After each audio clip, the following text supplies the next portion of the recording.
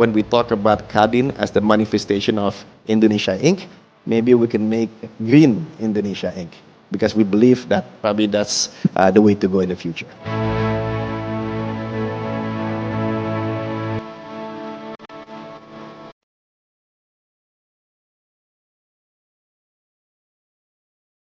For example, the 3 million per year housing, right?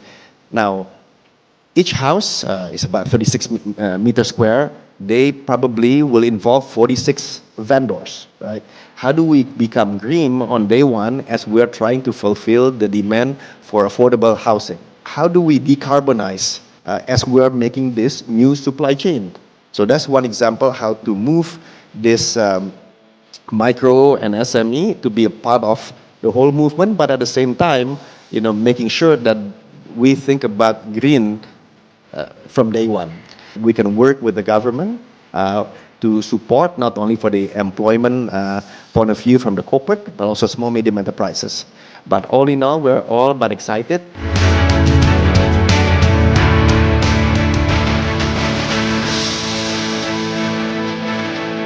Nah, ini bukan hanya menjadi event, tapi juga platform untuk mengubah dari perkataan menjadi perbuatan.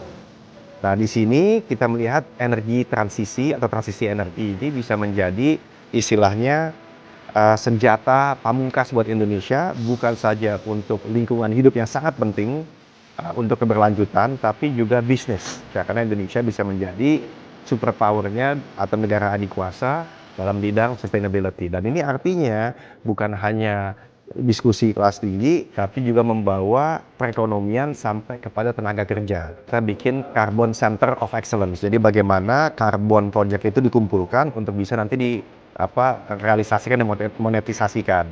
Yang kedua adalah juga dari Net Zero Hub. Bagaimana bersama-sama perusahaan menuju ke Net Zero 2060 sesuai dengan komitmen kita, tapi bukan hanya ke sana secara untung dan membawa lapangan kerja.